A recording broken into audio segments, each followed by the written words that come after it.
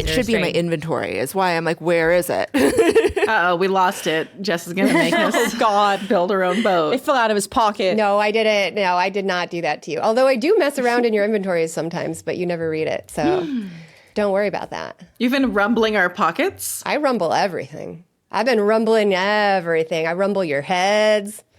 I rumble your families. Yeah. You certainly do. I mean, hey, don't come for my job, Jess. I don't walk into your place of business and pick up your mop.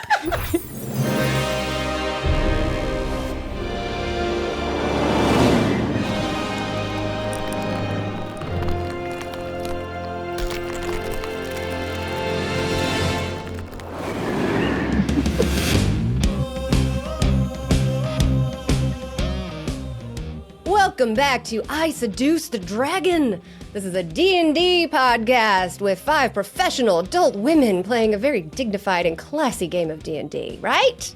We are professional women. Absolutely. We sure are playing D&D. I'm Jess. I'm your DM. And I have something to say that I know that you'll all want to discuss, but let me just say it first. Can we talk about Cristina's handwritten notes? Amazing. Yes. And specifically, her narrative voice in those notes. Yes. Cristina, you make everything that happens sound so intentional. You catch all the important hints that I was worried nobody caught. And I love them. I'm going to our Patreon right now. It's like we're up here doing an impression of your notes. It's pretty amazing. And then you go and name the last chapter Wind in Our Holes. Yep. I will say, I believe that was a group decision that was made in the moment. That does track. Yeah. I mean, It's a team effort. Who am I to deny the will of the group? I mean, I am merely a chronicler. I am. Democracy is like a key to the world of I Seduce the Dragon. Absolutely. But yes, the notes are incredible. And if you aren't signed up for our Patreon, where we offer them to our subscribers, go sign up because you're missing a whole aspect of this game that I cut out. There's some goofs and bits that don't make it to the cutting room floor. It's true. Or they do make it to the cut. Yeah. They're on They're the floor. only on the floor. sometimes I'm like taking notes, and I am taking notes just because I don't want to like take advantage of how good Cristina's notes are, because I feel like a responsibility as a player to take my own good notes, but they're just shitty notes. I like your notes though. I tried taking notes and it's just a series of names with question marks that are not spelled right. Okay, for example, I am at a dance. Golden glow, eat beans. Sounds about right. And if there's any confusion, the master notes are Cristina's. Cristina's notes are canon in this game. You know why I don't take notes is because instead of notes, our kind DM would give us audio recaps, and that's how we ended up with this here podcast. That's true. Yep. Yeah. You never really had to. The real notes are the friends we made along the way. Which are also available in the Patreon. The friends? Being our friend, friendship. Yeah, it's called the best friends tier. Yeah. Our friendship is available on our Patreon. Yeah, if you pay us money, we'll be friends with you. I already said my name, so let me give you the question before I throw it to you guys. This week's question is inspired actually by the last game. It is something Erastus asked to Martha, and now I pose the question to each of you. What is a fae to you?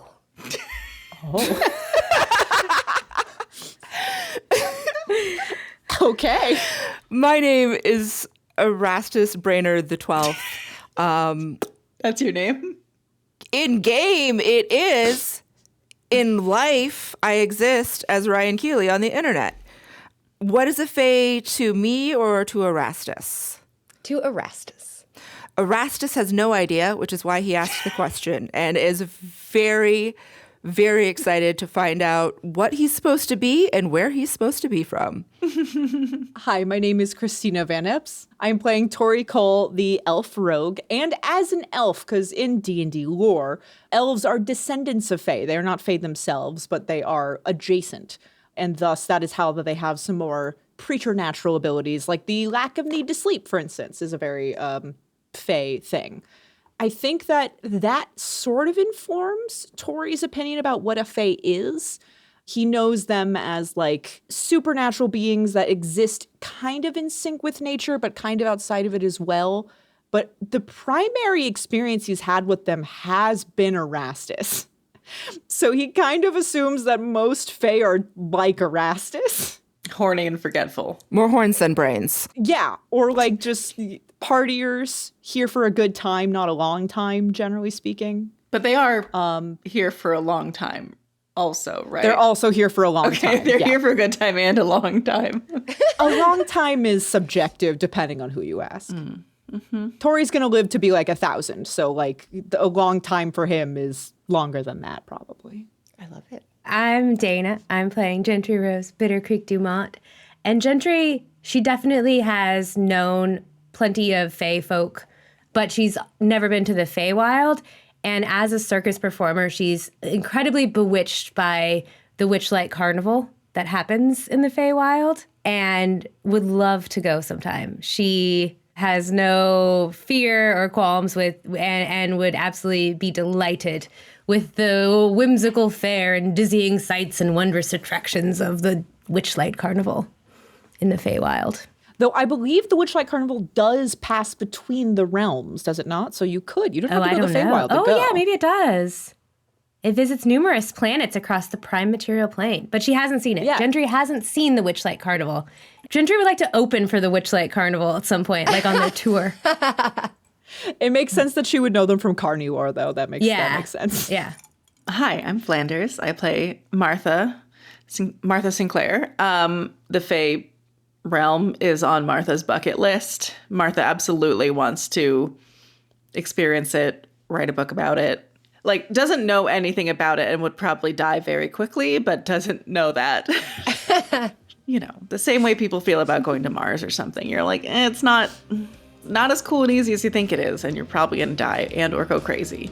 And Martha's like, bet.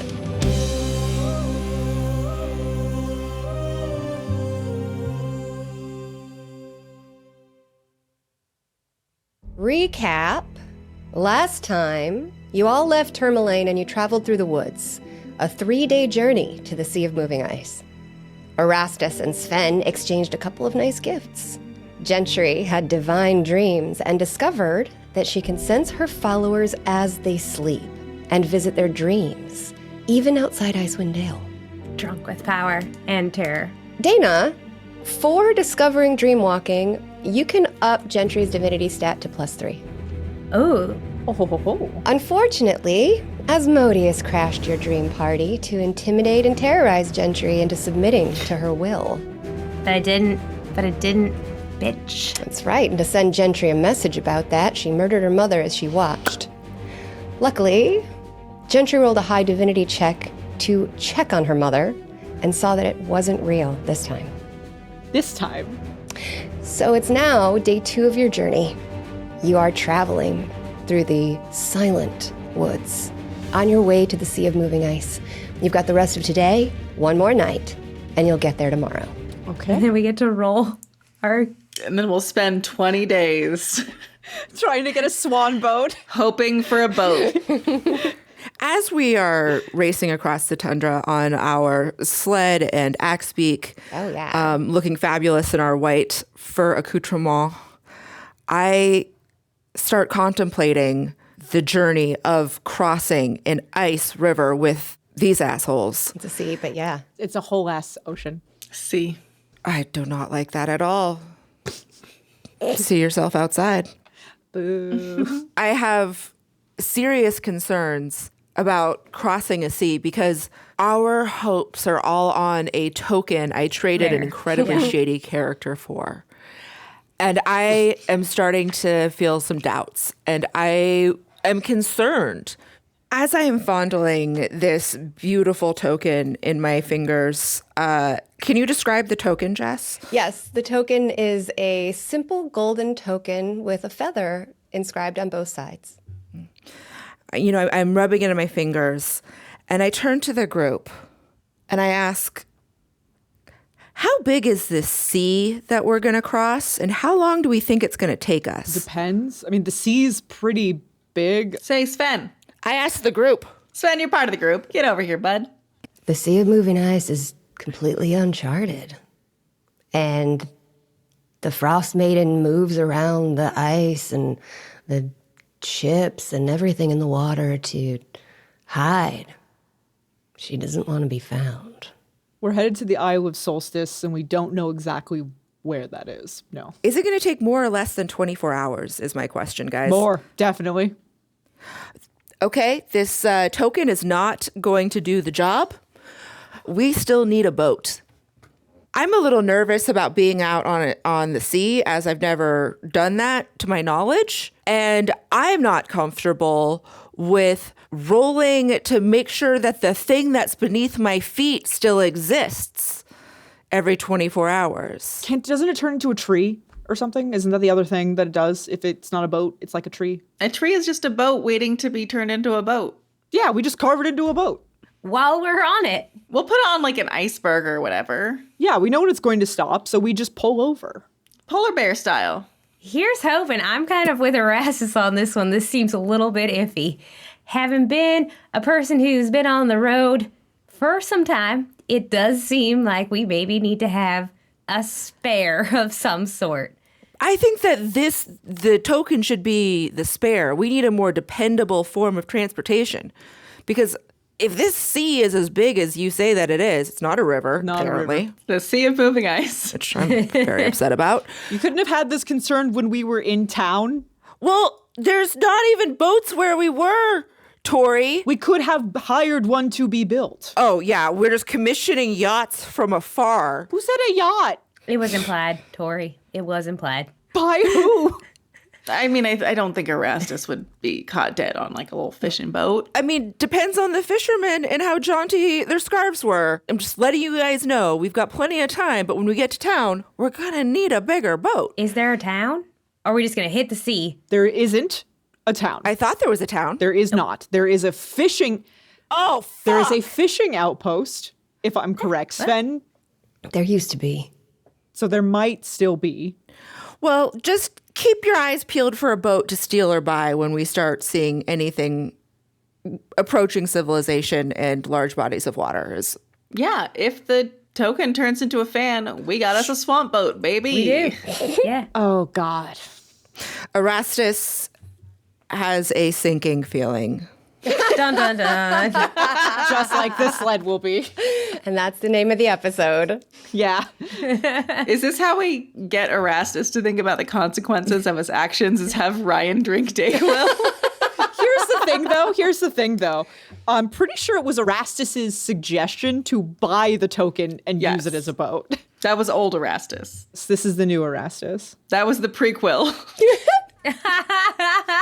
I've been doing some thinking, guys, and I've been doing some introspection, and I want to know who I am and where I came from, and what is the fucking point of existence if I don't get to have a nice goddamn tavern to hang out at all the time? Well, I mean... Why? Give me a reason to wake up each morning, Martha, Gentry, Tohri. Why? Erastus, after we cross the Sea of Moving Ice, we can kill Oral. We can end this whole winter, and you can get a tan. You can sip Mai Tais on the beach. But we gotta cross the Sea of Moving Ice first.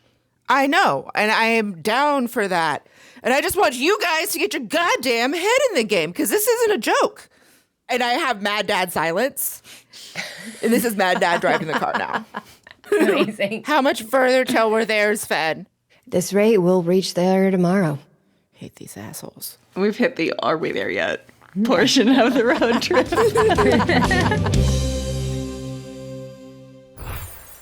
On the Patreon, we have a best friend by the name of Ian Degree Mueller, and I think that Ian has a very cool name. And also, Ian gets a very cool episode. This one's for you. So you travel for another few hours together, close proximity, listening to the cracking of trees and feeling the temperature get colder and colder and colder as you near the sea and the air becomes more humid. It gets very, very late. The cold becomes nearly unbearable. It might be time to make camp. I silently pull the sled over, get off the sled, and I stomp on over and I start making a fire. Just the first decent looking spot. I don't look around. I don't do anything. I'm just going to make a goddamn fire. I'll take a little look around, make sure that there's nothing here that would be dangerous. Yeah, can I do a survival check and check for things that might make us not survive? Or we could do it together and one of us could help the other, Dana. I have a +7 to survival. So I'll help you if you want. Yeah. So you can get advantage on that. yeah. So 17. The two of you inspect the area where you're building camp. It's very quiet and you don't really notice any tracks, but you do notice a large scrape through the snow nearby. It looks to be about a day old. Large, like a creature dragging a tail, and by large I mean huge.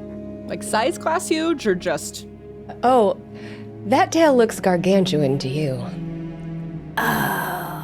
Does it look like a bird tail? Does not. Ooh, okay. ruh-roh. Well, you guys are, surveilling the area and finding all this stuff. I'm putting up the tents. I am setting up camp like I always do. But in this case, I am making the fire extra big and bright, and I am pulling out my med kit and laying out a pallet next to the fire. I do set up 2 tents, so there is an opportunity for a marital tent this evening. Jess. Yes. Would I have any awareness of creatures that are that large that are native to this area? Because you are from Lonelywood and familiar with lore, seeing this is a little like seeing a Bigfoot tracks. Ooh. There have been legends of Icewind Dale's most fearsome predator. A giant white dragon that roams the area. Oh. Again with the dragons, Jess. I didn't write it. Ooh. I would mention this to Gentry. I'd be like, have you ever heard those stories about that white dragon that's supposed to live around here? I mean, I've heard lore. I've never met anyone who's actually seen it, and I've never. No. Roll history, both of you.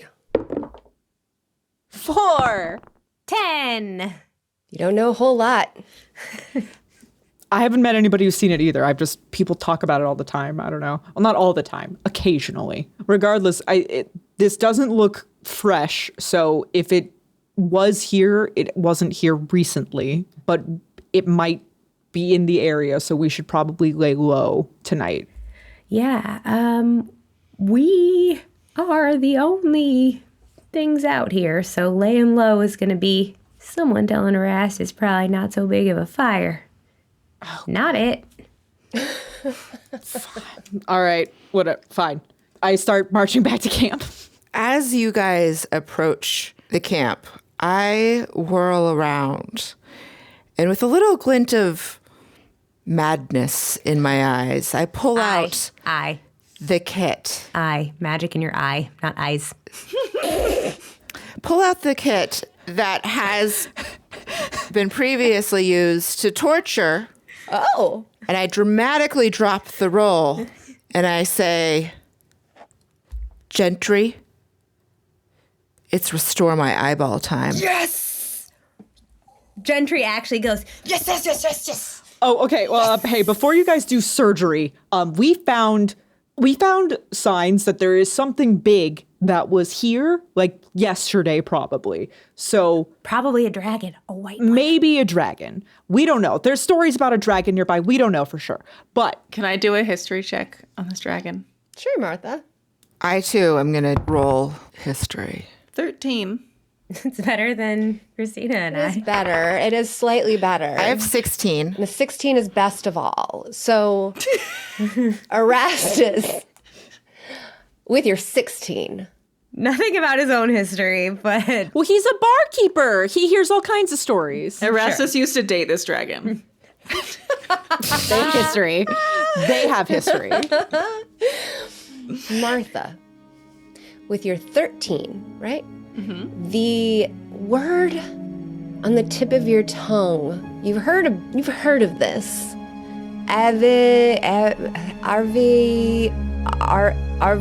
Arveaturus. That's a Pokemon. Arveaturus. Arveaturus is the name of this white dragon. And Erastus, you know even deeper into what has been reported, that Arveaturus has a rider. Oh. And how do you spell that again? Arveaturrace.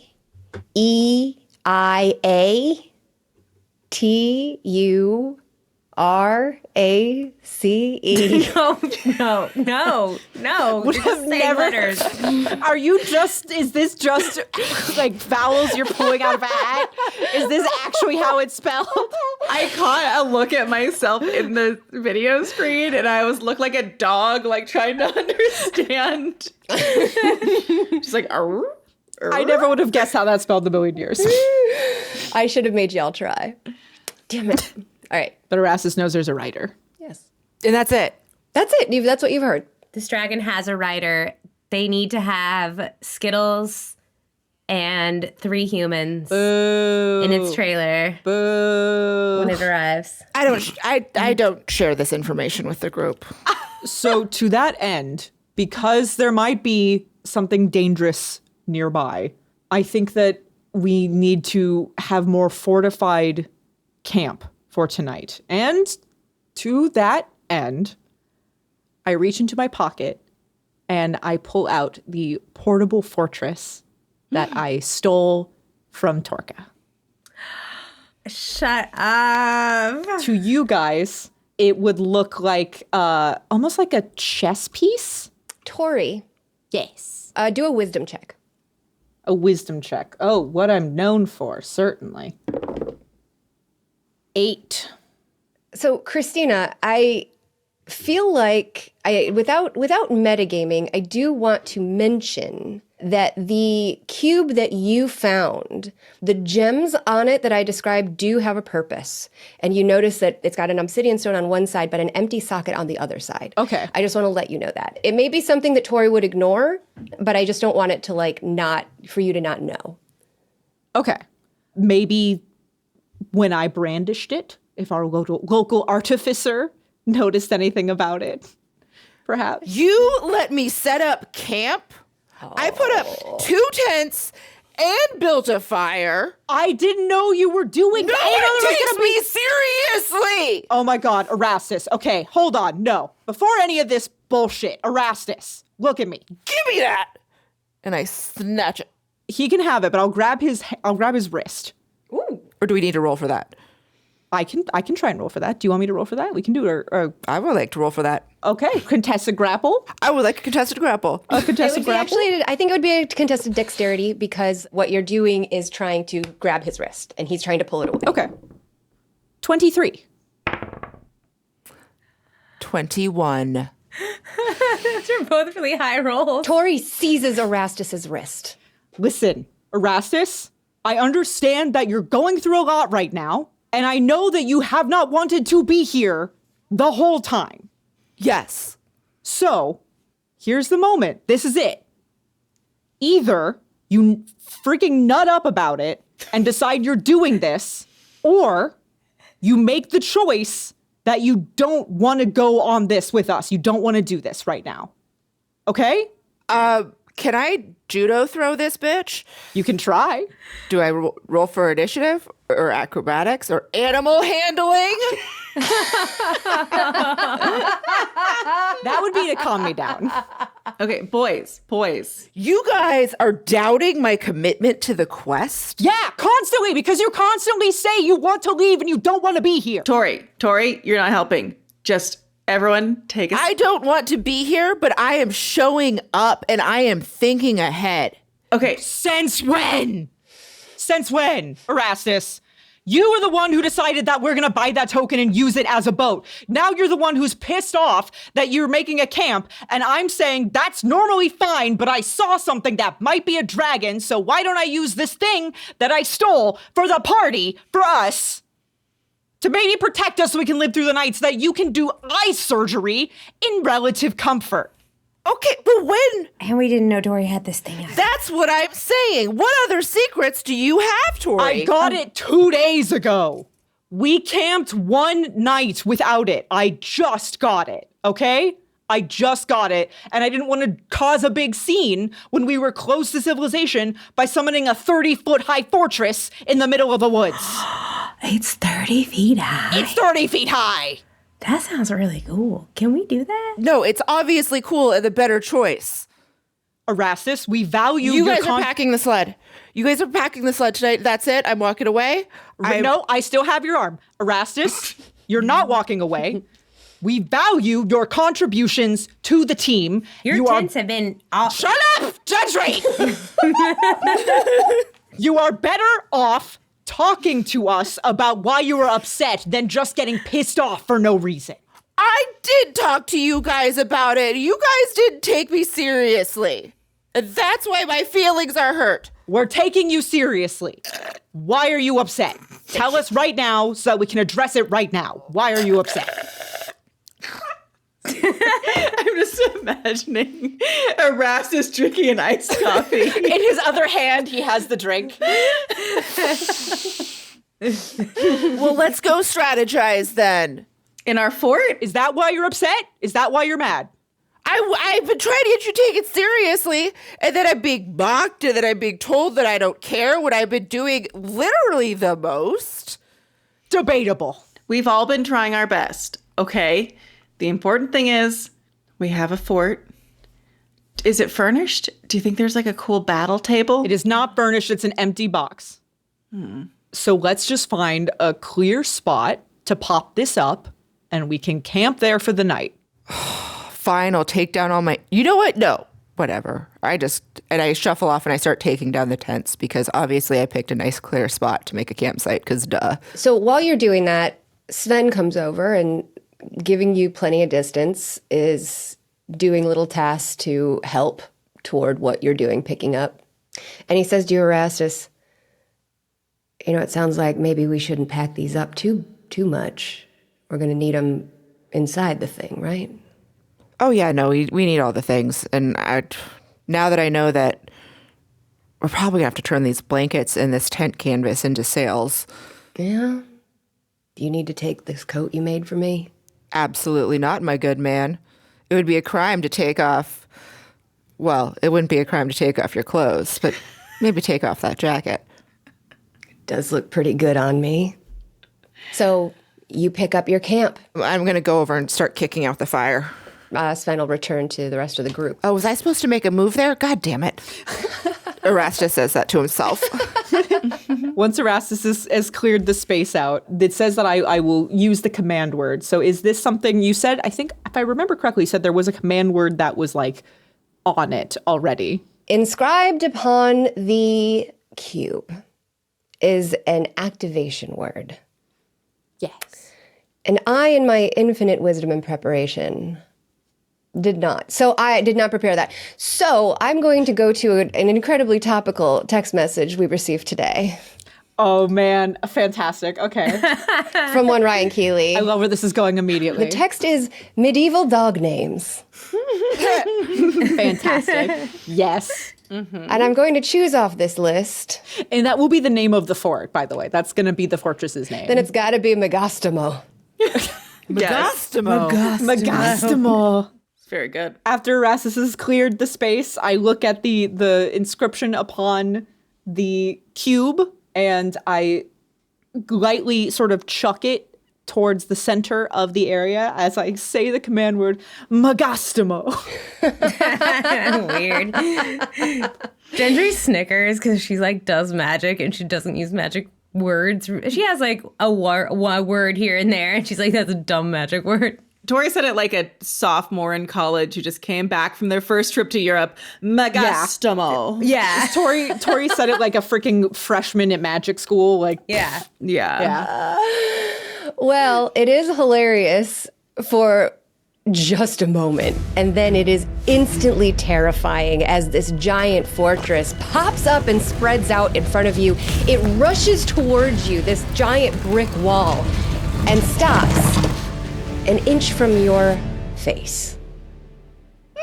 Now in the woods, having crushed all the trees, having pushed aside all of the tracks left by Arviatris, you have a 30-foot fort to enjoy. It is a square tower with 20 feet on each side, 30 feet high, with arrow slits and a battlement atop it. There are 2 floors also, with a ladder running from one to the other, and a trapdoor leading to the roof. Hey, Tohri, this is a sick fucking fort. Yeah, Gentry's like, I'm sorry about the magic word giggle I did. That's fucking awesome, Tohri. I open the door to the Baron inside. What's inside? Nothing. It's empty. I roll investigation.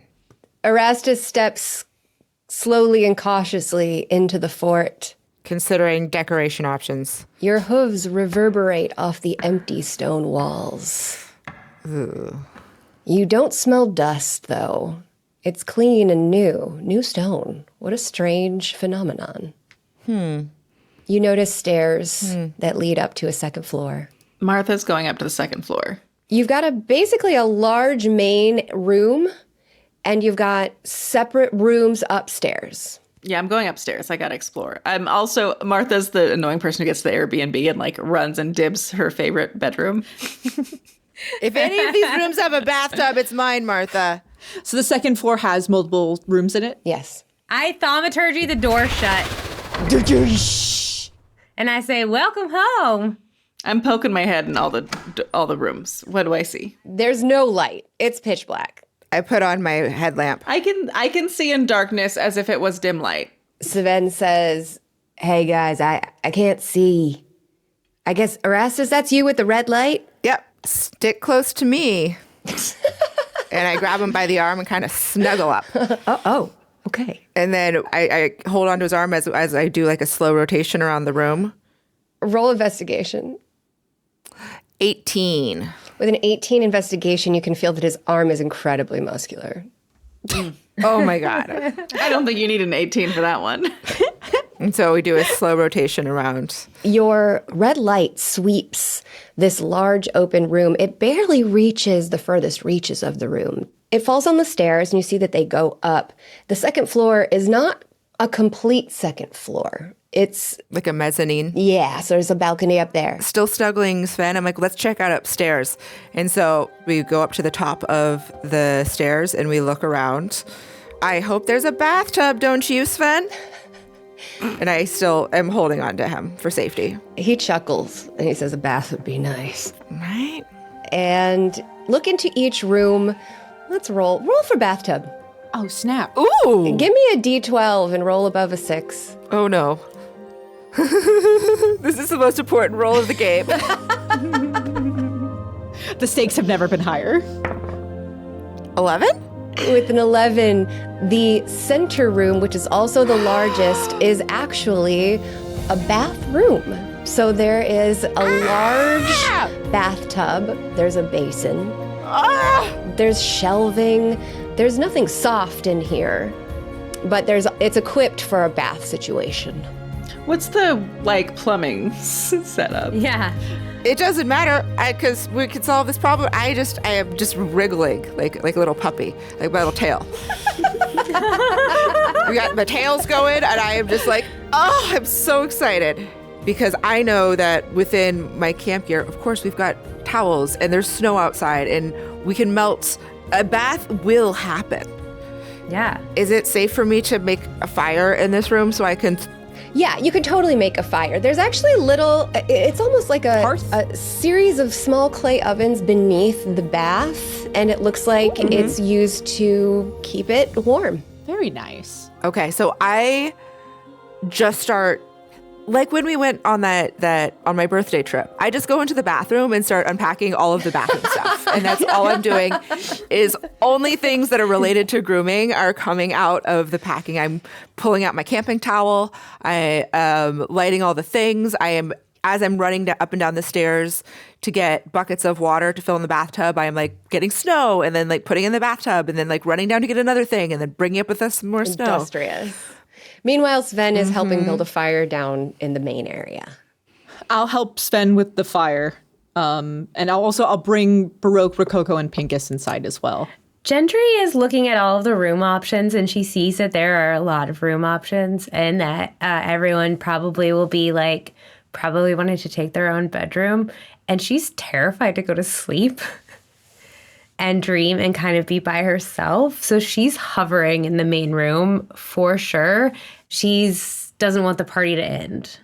So she makes coffee and gives her friends coffee, and she's really trying to like hype up like, this is so awesome, and does not want to go to bed yet. How long does it take me to fill this bathtub? Oh, it takes you like an hour. Yeah, Martha's just gonna heat up some chowder. Tohri, Yes. as the room heats up with the fire and you find a place to tie up Pincus and the dogs, those dogs and that axe beak smell really delicious. Oh no, don't be weird, Tohri. Tohri, if you eat Pincus. He would understand. It's survival of the fittest with Pincus. He'd get it. It's a strange, overpowering sensation. And as you tie Pincus's reins, your rage rises up and demands that you take a bite. Why don't you give me a wisdom save at disadvantage? We need Pincus, though. But he's a tasty bird. I have a passive perception of 14. Can I notice this is happening? 100%. Okay. I don't know if that's good or bad, whatever Cristina rolled just now. I rolled 2 natural 20s. Wow! Oh no. R.I.P. Pincus. No, it's good. That's a wisdom saving throw. Oh, to resist. Okay, good. She saved. Your rage is in your. It's like he's standing over your shoulder, and he says, "Oh, I don't want to take a bite. We need the stupid bird. We're starving." Gentry, if you're looking. Yeah, I'm looking. I feel like I need to take a picture of that. That's like a 1 in 400 chance. Like that's That's wild. You see Tohri kind of like ball up his fists and like get really tense. Yeah. And then we'll just like, I'm going for a walk and leave the fortress. Gentry will follow. As you're storming out, unaware of Gentry behind you at all, your rage is saying, "These people do not care about you. These animals are food. You are denying." Something else. We'll find something else. There's nothing else. You're gonna give in. You can only depend on me. You can't win. You are me. We are the same fucking person. You can't beat me. I am saying this out loud. Gentry like runs up and casts Pass Without Trace on Tohri as this is happening. Okay. Okay. And is like staying within that, 30 feet, I think, just protecting my friend. Knowing that there's a scary white dragon out there. Jess, would you allow me to take a little bit of creative license with the scene a little bit as I'm having this internal conflict, as I'm yelling out loud at myself. I think that Gentry, as a bystander, would see like, it's almost as if like underneath his clothing, under the fabric of his clothing, like his skin is roiling and shifting, like it's bulging and shrinking, and like there is not only this internal conflict in his mind, but there's like an external struggle that is manifesting within his own body. There's like a sharpness coming to his features and the ends of his hands as he's just like stomping into the woods and like growling at himself, having this fight. And my intention, Jess, there's gotta be some other living creature out here, and I'm gonna try and find it and take my anger out on it. Because we need the dogs and we need the bird. And Gentry wants to help with that. Okay, so what do you want to do? Murder? Hunting. I'm walking a distance away from this fortress. At any point, do I become aware that Gentry's behind me? Gentry's not trying to sneak up on Tohri, but Gentry is also trying to be a bit gentle on her approach. Roll perception with disadvantage. My perception at disadvantage is 19 still. You do notice Gentry now. Okay. I'll freeze in place and turn back to look at her, and I'll just like, Gentry, go back. What is I'm she gonna come doing with you. here? That's all right. I've got Cast Without Shadows. No, it's not all right. Go back. I'm not gonna be a bother. I Why is promise. she following you? Go back. I need to go with you, Tohri. Gentry. I can't sleep. I'll help Then you. go back and stay awake. No, you There's won't. no one else here. You're gonna be in danger. No, I'm fine. Gentry, I will hurt you if you don't leave. I won't let you. That sounds like an invitation to me. Just let me. No. Roll a wisdom save. Me? No, me. At disadvantage still? Yeah. It's always going to All be right. at disadvantage because you lost that ritual fight. 7. Roll initiative. All right. This episode was brought to you by Quantic.com. Quantic.com is a community development financial institution. That is something that is awarded by the U.S. Treasury. So you know that they are official. They give you all of the benefits of a credit union, but you don't have to be anywhere in particular. Quantic provides banking products for all 50 states, and you only have to be able to have access to a computer to access the bank. Their award-winning and highly rated accounts, including their high-yield savings account, has a 4% API, is used to help finance homeownership dreams for low-income family, immigrants, people of color, small business owners, people like myself, like creative professionals, and those who are unable to obtain mortgage loans through traditional lending channels. I love that they use this high-yield savings account. It's only $100 to open.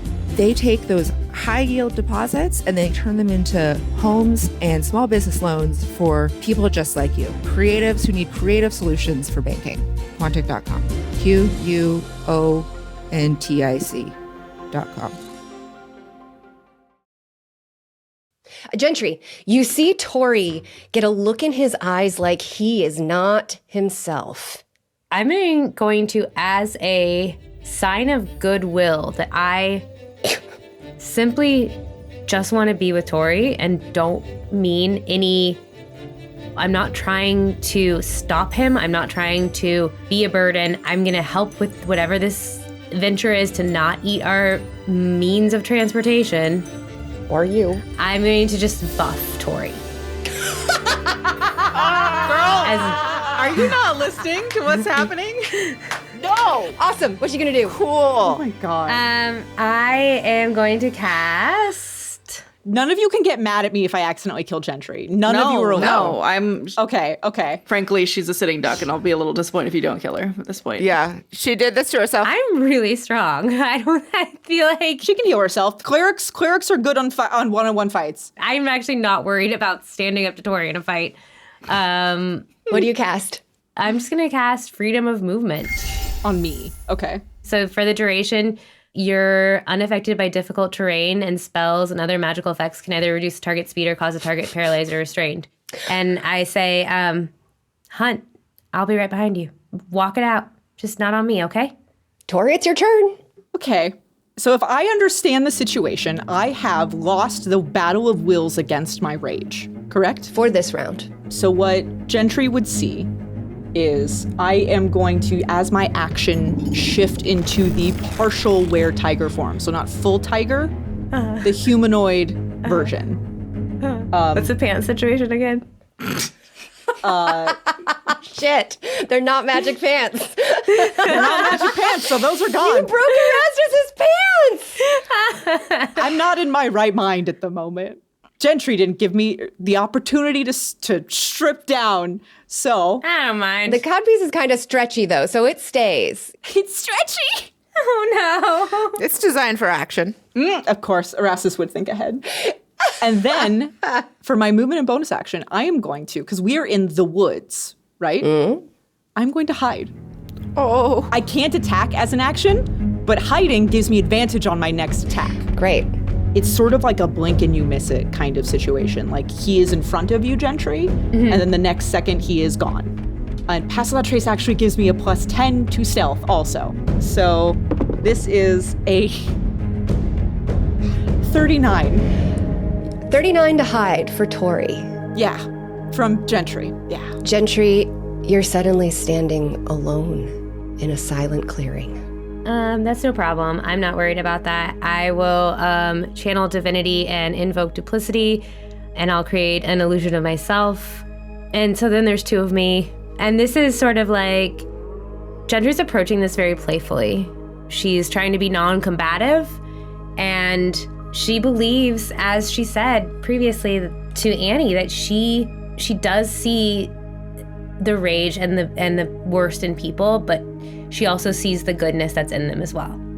She doesn't know the details of Tohri failing a wisdom check, you know? She doesn't know the details of that. She just knows that she trusts that, like, this person that has invested in this journey and who has shown himself to bettering himself, that there's something within him that is stronger than whatever this is that's trying to take over. And she believes in that unabashedly. She just full all in believes that, like, she trusts Tohri to not kill her. And he might try, but, like, she'll probably forgive him anyway. So she's approaching this very playfully. Gentry casts Invoke Duplicity, and a second Gentry, identical, undistinguishable to you, Tohri, appears within 30 feet. A question, though, about Invoke Duplicity. This is an illusion, correct? Yeah. The Invoke Duplicity is illusion. Yes. But you can't tell. Including with smell? Oh, interesting. Does it have a scent? Because it's not corporeal. I guess you would be able to tell with smell, but I'm going to make you roll for that. That's fine. I accept that. I accept that ruling. Okay. So it is now your turn. Roll a wisdom save at disadvantage, unless you just want to be into it. No, I'm still trying to hold back. 8. I'm assuming that fails. It totally fails. Tohri has taken a back seat to his rage. Your surroundings are tinged with red. The amount that you are unappreciated, treated as unwanted, treated as utility and not a friend. These feelings are stabbing into your back like knives, and there's nothing you hate more than feelings. That's true. Why don't you go ahead and take that out on one of these Gentrys? I would be targeting the one that hasn't moved, because as far as I know, she is right where I left her. Okay. So I'm jumping at her. I'm doing a pounce? I'm doing a pounce, but I'm also attempting to sneak attack pounce. What's going to happen here is because she's 15 feet away from you, Gentry, she is trying to hit you with a claw attack. And if she does, you will also be knocked prone. Okay. I have advantage on this attack because you do not know where I am. And that also allows me to do my sneak attack damage. The attack, a 19 to hit. Oh, yeah, 19 will hit. Do I have any saving throw? There is a saving throw to get knocked down. Also do a DC 14 strength save. Ooh, 15? You just barely save. If you had been knocked over, he would have also been able to bite you. I'd have let him. Is D8. So that's a total 25. Gentry, you feel his claws rip into your flesh. Deep wounds, scraping at your clavicle bones. You take 25 damage. You're bleeding badly. That's a full third of your entire health. 5. And then as my bonus action, my thought here is kind of like blitz attacking, essentially. A strike, and then I'm gone again. So I will, for my movement and bonus action, I will once again hide in the trees. And because I have the mobile feat, you cannot take an opportunity attack against me. Shit. Gentry, it's your turn. Okay, so I'm going to take the dodge action until the start of my next turn. Any attack rolls made against me are at disadvantage. And as my bonus action, because Tohri came right for me, I'm not going to move my illusion. I'm going to instead cast Spiritual Weapon. So I get my tits out for Tohri. What a pal. And maybe that'll knock some sense into him. Slut. Slut. So slutty. I mean, me or Tohri at this point, really. I mean, that's my husband. I mean, I'm doing this for his own good. That's what they all say. They're my grandma's tits, not mine. Are you calling my grandma a slut? Yes. I mean, if the bra fits.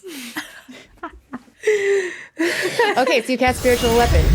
You can't see him, so you don't have anything to hit right now. No, but they're there. Okay, great. So now, Gentry, there's no sound except for the drip of your own blood on the ground and the scrape of your shoes in the snow as you scan the surrounding woods trying to find him. Tohri, what do? You can try to roll again to seize control. Wisdom save at disadvantage. Yeah, that's what I would like to do. 4. Okay. Gentry, if you can land a hit, he'll get another wisdom save. I don't want to kill Gentry, God. So this is just a straight pounce again. Your rage is in your ear and says she's making a fool out of you. It's a natural 20 to hit. So your damage is doubled? The damage is doubled. Yeah, double dice. Yeah. Let's go. Sorry. Gosh, I didn't know I would be doing this to you. I thought you would save. I'm trying. I really thought you'd save, but, the dice are not on my side tonight, guys. 15 damage. And you have to make a strength saving throw to not be knocked prone. Yeah, I think I'm going to end up knocked prone. 'Cause my strength saving throw last time was very lucky, but I don't think it will be. Oh, 18! Fuck yeah! Hey! All right. So once again, Gentry throws one of her heels back and meets you where you attack her. I throw the weight of my body against her and she resists that. And so I let out a furious snarl of this repressed frustration and rage and I hide again. Slip out and hide again. How far away do you think you got before you turned on Gentry? I noticed her fairly soon, so I can't imagine that we're more than 50 feet from the fortress. Oh. Martha, give me our favorite perception check. Oh, boy. DC 10. Even with my -2, that's a 17. That's great. Hey! You hear snarls and struggles out the front door. I run outside. I pull out my warhammer as I'm running outside because... Duh. I'll let you go at the end of this round. So first Gentry, then Tohri, then Martha. Okay, so I cast Spirit Guardians. Ghostly shapes begin to swirl around you in an area of 15 feet. And you know that if Tohri tries to attack you through here, although he'd normally be slowed, you already buffed him to not be slowed. But he will take damage, and it will protect you a little bit if he comes at you again. Yeah, and as a bonus action, I will heal myself. Great. Because you're very nearly bloodied. I heal myself for 14. That completely negates Tohri's last hit on you. Martha, from where you stand, you see the area become a little more illuminated as glowing spirits surround Gentry. And you can't see what she's protecting from, but you have a guess based on what you just heard. My tits are out, too. My grandma's tits. You see those also. They're just kind of floating there. Yeah, those old things. I mean, you missed them a little bit. Tohri, it's your turn. I try to not fall victim to my own rage. Wisdom save at disadvantage. 6. The disadvantage is killing me. Yeah, nope, we're doing it again. It's going to be a sneak attack because she's not dodging. So I will pounce Gentry once more. Mm-hmm. Does a 16 hit? Yes, it would hit. Okay, so how much damage do you do with that claw attack? 24. Oof. Tohri, in weretiger form, heedless of the spirits surrounding Gentry and protecting her, you barrel into them and attack her again, more savagely than you did previously. She takes 24 damage, and you have to take a wisdom saving throw when you enter the spirits. Watch this be the one she Okay. succeeds on. If it is, I'm going to be so mad. Is this also disadvantage, or is this... This one is at disadvantage, yeah. Wait, am I... How close am I? I'd say you're there. You're close. Fun fact, I'm within 10 feet. Do you consider me an ally? Do you consider me an ally still? I think I don't quite understand I don't know if I fully understand what's going on. In fact, we're married, so you also... What's... And now you're within 30 feet of him. My AC increases because she showed up. Martha, go away. Your AC increased, and now you have a +5 to all saving throws. Oh my god. Oh my god. Hey, that's great for the wisdom save. No, I know. That's really good. That's really good. That's really good. Okay, This hold is on. my wifely duties. You're keeping him sane, literally. Fantastically, for the Spirit Guardians save, I got a natural 1. Oh, well, you take 13 necrotic damage. When you take that damage, Yeah. You get another opportunity to roll a save Okay. to seize back control from your rage. Yes. Okay. So give me a wisdom save at disadvantage with +5. Come on. Okay. Okay. So that would be a 14. Very close, but no, you have to beat a 15. Okay. Gentry has to make a strength saving throw to not be knocked prone by the pounce. 19! Success. Once again, Gentry braces against you. You're not knocking her down. Martha, it's your turn. Gentry cannot be knocked down. At the end of my turn, again, as a bonus action, I'm scooching out. Scooch on out of there, kitty cat. I scooch on out. It's 30 to hide. All right, Martha. Martha is going to cast Find Steed and summon my celestial elk. Love it. Oh. You're going to have to name that elk at some point. Does it have a smell, though? Elk have a distinctive smell. Ew. Yeah. It's a must. Kind of musky. Yeah. Yeah, no. I could summon it as if it was a fey elk. Would it have a smell? What is a fae to you, you know? What is a pay? What is a fae? Do fey smell? Erastus has proven that he smells great. He smells so great. apparently. Faye smell great. He's very tasty. So this time I'm summoning not my regular celestial elk, but instead a fey elk. You summon your elk. It smells amazing. And I'm basically putting the elk kind of like near us, but we're in between where I think Tohri is going to be. Tohri, what are you going to do? I'm going to attempt to fight back against myself with disadvantage, but now with the marriage bonus, Marriage bonus. the power of marriage. Finally useful for you. 10 on the dice, so that's a 17 total. Yay, Tohri! You win the Battle of Wills thanks to your wife being nearby. Marriage. Your rage turns on her and he says, "What is she doing here?" I emerge from my hiding space to be visible. I step out from behind a tree, and you see Tohri like visibly struggling and straining. And he says, "Don't come after me." And then I'm gonna turn and start booking it in the opposite direction of the fortress. Just running. I'm sending my steed after him. What's the speed of your steed? What's your steed speed? It has the statistics of my chosen form, and elk is pretty fucking fast. Elk's pretty fast. That's true. Yeah. So as long as you're within a mile, I can communicate telepathically with my elk, and it is following you around.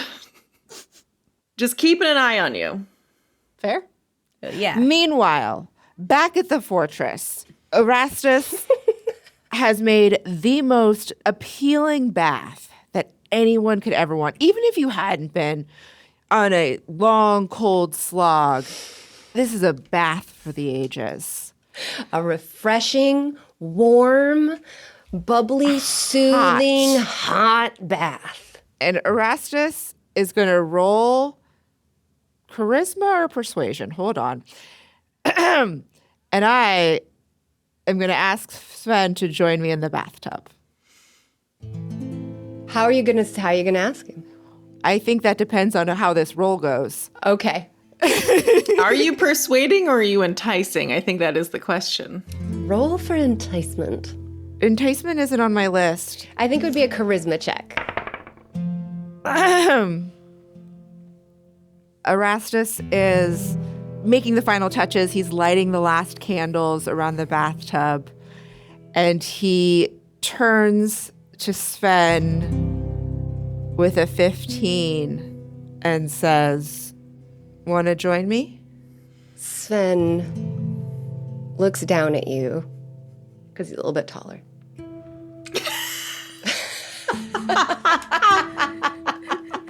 Love that. Love that. He's visibly struck speechless, and his eyes are smiling. He pauses. He closes his eyes. He shakes his head a little bit, and he says, "I'm not the kind of guy you want to get involved with." Oh no, he's a bad boy. I take off my shirt and roll persuasion. and say, last chance for hot, clean water because there's only one round in this bathtub. Roll it. Roll that persuasion check at advantage. I have a theory about what's going to happen. I just want it to be known I wrote it down so that if I am right, I can reveal it. Okay. I roll 22. You walk away from him, and he scratches at the back of his head, and he follows. Yes! And we have a steamy softcore montage while y'all are dicking around in the woods. Stevie soaping sequence part 2. Lumberjacks are back, baby. Lumberjacks are back.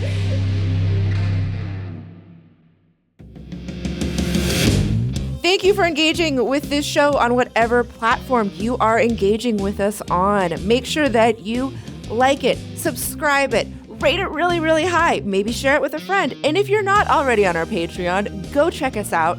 We have an amazing Patreon with bonus content and this show with no ads. That's right, unfiltered roleplay mates. We'll see you next time.